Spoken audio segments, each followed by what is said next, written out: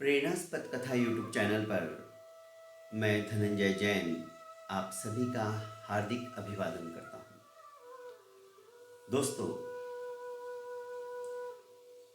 प्रीति के पुष्प इस धारावाहिक उपन्यास में हमने अभी तक सुना कि किस तरह से कंचन और रसीली अपनी प्रगाढ़ मित्रता को भूलकर प्रीति के साथ वैर बांधना शुरू कर देती है। ईर्ष्या एक चीज ऐसी होती है जो मनुष्य को रिश्ते नाते सब कुछ भुला देती है। यही कारण था कि कंचन ने पहले रसीली के कानों के अंदर ईर्ष्या का जहर पैदा किया और उसके बाद जब दोनों मिल गई तो उन्होंने सुंदर सी एक योजना बनाई। सुंदर कहना ठीक नहीं रहेगा, एक घृणित योजना बनाई जिससे कि प्रीति की तरफ से महाराज विक्रम सिंह का मन हमेशा हमेशा के लिए दूर हो जाए। वे कहने लगी कि आपस में कि हम जाएंगे, और जब महाराज स्वयं रानी के पास बैठे रहेंगे अर्थात प्रीति के पास बैठे रहेंगे तब ऐसी चर्चाएं, ऐसी बातें, ऐसी कहानियां और ऐसे उदाहरण देकर हम समझाएंगे जिससे कि धीरे धीरे धीरे उनके मन मस्तिष्क के ऊपर भी इन बातों का असर होने लग जाए कि ऐसा भी हो सकता है। देरी क्या थी? दोनों सहेलियां जाती। जो सहेलियां महीने में एक बार जाती थी अब आए दिन, एक दिन छोड़कर एक दिन जाने लगी। प्रीति यही सोचती कि मेरे उदर के अंदर शिशु है, इसीलिए मेरे साथ ज्यादा से ज्यादा समय व्यतीत करने के लिए मेरी दोनों सहेलियां आती हैं। जो जैसा रहता है ना दोस्तों, वो वैसा ही सोचता है, क्योंकि हमारी जो दृष्टि रहती है हमें सृष्टि भी उसी तरह से नजर आती है। एक बीच में उदाहरण याद आ गया। भगवान कृष्ण ने युधिष्ठिर और दुर्योधन इन दोनों को एक पन्ना दिया और कहा कि नगर के अंदर जाओ और तुम्हें एक छोटा सा काम करना है। दोनों को अलग अलग बात कही। दुर्योधन से कहा कि जितने नगर में अच्छे लोग हैं, जिनके अंदर कुछ ना कुछ अच्छाई है, उन लोगों की लिस्ट बना के लाओ। मैं देखना चाहता हूं कि हमारे नगरी के अंदर कितने अच्छे लोग हैं। युधिष्ठिर को भी पन्ना देने के पश्चात उन्होंने कहा कि इस नगर के अंदर जितने बुरे लोग हैं, किसी ना किसी के अंदर कोई ना कोई खामी नजर आए तो उसका नाम तुम त्वरित अपने इस पन्ने के ऊपर लिख लीजिए। और शाम को दोनों को राज दरबार में हाजिर होने के लिए कहा गया।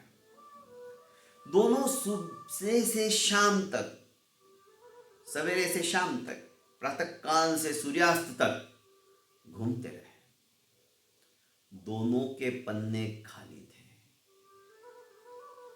कुछ भी लिखा हुआ नहीं था, क्योंकि दुर्योधन को कोई अच्छा दिखा ही नहीं और युधिष्ठिर को कोई बुरा दिखा ही नहीं, क्योंकि दोनों की दृष्टि के अंदर वही बात बैठी हुई थी। क्योंकि इनकी दृष्टि के अंदर कोई भी ऐसा व्यक्ति नहीं था कि जिसके अंदर कोई ना कोई खामी ना हो। फलस्वरूप जिस किसी अच्छे व्यक्ति के पास मिलने की कोशिश करता तो उसको लगता कि नहीं, इसमें ये कमी है, इसमें ये कमी है, उसमें वो खामी है। और युधिष्ठिर इसके विपरीत, आहा, किसी दुर्जन के पास भी उन्हें भेज दिया जाता या देखते उसके घर पे पहुंचते तो उसमें भी उनको अच्छा ही नजर आती, क्योंकि दृष्टि का फर्क था। यही बात, इनकी दृष्टि बदल चुकी थी और रानी की दृष्टि वैसी ही थी जैसा वो थी। आदमी जैसा होता है ना दोस्तों, दृष्टि जैसे जैसे उनके विचारों के अनुसार बदलती चली जाती है। पर प्रीति स्वभाव से ही प्रीत करने वाली थी, प्रेम करने वाली थी, प्रेम की साक्षात मूर्ति थी। उसके मन में सपने में भी वो नहीं सोच सकती थी कि मेरी सहेलियां इस तरह से होगी। उसे यही लगता कि देखो मेरी सहेलियां कितनी अच्छी है, जो मेरी इस अवस्था को देखकर मैं उदरस्त हूं तो मुझे बार बार मिलने को आ रही है।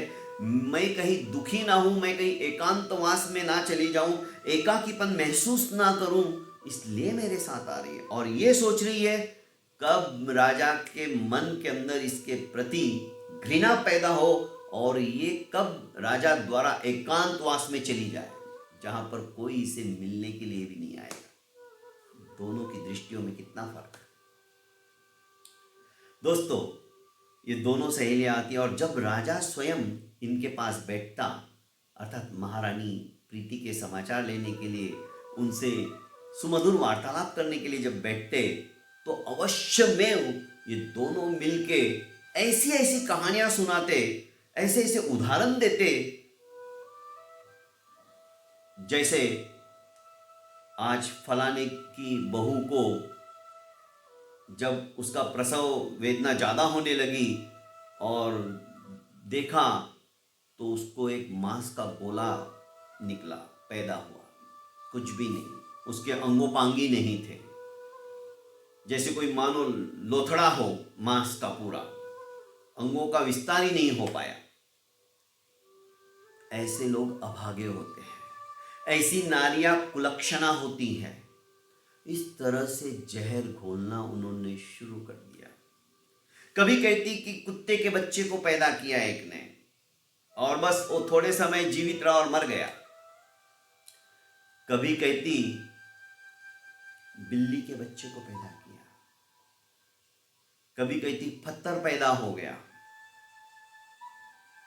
दोस्तों धीरे धीरे जब राजा भी सोचने लगा तुम ऐसी क्यों बातें करती हो, तो कहती कि हम कहाँ बातें कर रही है, तो पुराणों में भी लिखा हुआ है और आए दिन हम समाचार भी सुनते हैं, ऐसा हुआ, फलानी को ऐसा हुआ। पर हम इसलिए सुना रहे कि हमारी रानी बस अच्छे अच्छे विचार करती जाए, अच्छी अच्छी किताबों को पढ़े और हम इन्हें अच्छी अच्छी कहानियां सुनाएं। पर कहानियों के बीच में कहानी जब ऐसी कोई घटना हो जाती तो सुनानी पड़ती है। पर हमारी सहेली, हमारी राजरानी उच्च विचारों की है, ऐसा फिर बीच में ही छोड़ देते कहीं उनको शक ना हो। पर महारानी की जो दासी थी चतुरा, सचमुच में जैसा उसका नाम था, चतुर थी, विचक्षण थी। उसने रानी प्रीति को सचेत करना भी चाहा कि महारानी जी आप थोड़ा इन दोनों सहेलियों से सावधान रहना, मुझे कुछ ना कुछ अशुभ होने की गंध आ रही है। रानी प्रीति उसको नजरअंदाज कर देती, उसकी बातों को इस कान से सुनकर उस कान से निकाल देती और कहती कि तू व्यर्थ के अंदर चिंता करती है, ये दोनों मेरी बचपन की सहेलियां हैं, मैं इसे अच्छी तरह से जानती हूं। पर जैसी ये कोई बातें ऐसा शुरू कर देती तो चतुरा के कान खड़े हो जाते। महाराज विक्रम सिंह जब भी बैठते तो ऐसी बातें करके, पुराणों का हवाला देकर, जैसे कि मैंने पिछले एपिसोड में बताया कि हनुमान जी का हवाला दे दिया उन्होंने। अरे देखो कितनी घृणित सोच उनकी, हनुमान जी के लिए भी उन्होंने ऐसा सोच लिया। कर्मों का फल क्या होता है कोई नहीं जानता है दोस्तों, और कितने कितने कर्म ये रसीली और कंचन बांध रही है, ये तो सुनने के बाद पता चलेगा। और कर्म हमेशा उदय में आते ही है, चाहे वो अच्छे हो या बुरे हो। जैसा बीज हम बोएंगे ना दोस्तों, वैसा ही फल उत्पन्न होने वाला है। आक का बीज बोने के बाद में हमें आम खाने को नहीं मिलेंगे, ये सुनिश्चित है। जैसा बोएंगे वैसा ही पाएंगे। पर इन बातों को ये भूल चुकी है। एक बार चतुरा ने इनकी बातें सुनकर, जबकि राजा ने भी विरोध किया था, नहीं नहीं ऐसा असंभव है, ऐसा हो ही नहीं सकता है, तो इन्होंने पुराणों का अहवाल देते हुए जब कहा था, राजा भी सोचने लगा कौन नास्तिक बने, कौन अधार्मिक बने। लोगों में, प्रजा में चर्चा हो जाएंगी कि राजा तो अधार्मिक है, पुराणों पे विश्वास ही नहीं करता है। गरुड़ पुराण, ये पुराण, वो पुराण, कई तरह के पुराणों के अंदर ऐसे कई आख्यान आते हैं, तो मैं क्यों अपने मुंह से बोलूं। और राजा चुप हो जाता, कुछ बोलता नहीं। पर इनकी हर दिन ये बातें अब शुरू होती हैं। इधर जब कंचना ने और रसीली ने ज्यादा इस तरह की वार्तालाप करना शुरू कर दिया, तो फिर से चतुरा ने महारानी प्रीति से कहा कि रानी जी आप सावधान हो जाइए, मैं बार बार आपसे विनंती कर रही हूं, आप इनसे सजग रहिए। इस बार प्रीति ने चतुरा को भी डांट दिया, तुम बेवकूफ हो क्या, तुम्हें एक बार कहा हुआ समझ में नहीं आता। अरे ये मेरी सहेलियां हैं, तुम्हें क्या समझ में आ रहा है, क्या सुन के तुम क्या सोच रही हो, तुम ऐसा सोच भी कैसे सकती हो। पर चतुरा बोलती क्या, रानी के आगे थी तो दासी ना, पर वो सावधान थी, सजग थी, वो सच्ची हितैषी थी। उसने सोचा कि कोई बात नहीं, अब महारानी तो मेरा कुछ भी सुनने के लिए तैयार ही नहीं है, मुझे ही सजग रहना पड़ेगा। और वो हमेशा सजग रहती। जैसे जैसे प्रसव के दिन नजदीक आ रहे थे, वैसे वैसे प्रीति स्वयं आध्यात्म के अंदर रुचि लेती थी। जब ये दोनों सहेलियां चली जाती थी, कोई नहीं रहता था, तो धार्मिक पुस्तकों को पढ़ती थी, धार्मिक विचारों को, उपदेशों को याद करके वो स्मरण करते हुए अपने उदरस्थ शिशु के ऊपर संस्कार डालती थी। दोस्तों, बच्चा यदि हमें अच्छा चाहिए तो बचपन से ही, अर्थात उदरावस्था में आते ही संस्कार देना शुरू कर दीजिए। अपने घर के अंदर बहू बेटी यदि प्रसव पीड़ा से पीड़ित हो रही है और घर में कुछ खुशियां आने वाली है, तो ऐसे समय में आधे घंटे तक रोज रात्रि के अंदर जाकर माँ, बहन, बेटी को अच्छी अच्छी कहानियां सुनाइए, ताकि वे संस्कार उस उदरस्थ शिशु के ऊपर पड़े। धनंजय की बात तो आपने सुनी है, धनंजय मेरा ही नाम है इसलिए मैं धनंजय बोल गया। अर्जुन की बात, वो अपनी पत्नी को, सुभद्रा को, रण के अंदर चक्रव्यूह की रचना कैसे करना, ये सुना रहे थे। जब भगवान कृष्ण, उन्होंने सब कुछ सुना था, देखा था, तो वे अपनी कहानी बताने लगे, व्यूह रचना की कहानी बताने लगे। और जो अर्जुन ने सुना था वही सब कुछ वे सुनाने लगे उसे, क्योंकि भगवान ने इतना कुछ ज्ञान गीता के अंदर से दिया हुआ है ना, अर्जुन के माध्यम से। गीता का एक एक श्लोक, एक एक अध्याय हमारे जीवन को उत्कर्ष की ओर ले जाने वाला है। पर हमें इन बातों के ऊपर विश्वास ही नहीं होता। अरे पढ़ के तो देखो, बिना मन के भी पढ़ो। आपका मन नहीं है तो मैं तो यही कहूंगा, धीरे धीरे आपके मन के अंदर, आपके मस्तिष्क के अंदर जो आवरण छाया हुआ है वो समाप्त हो जाएगा।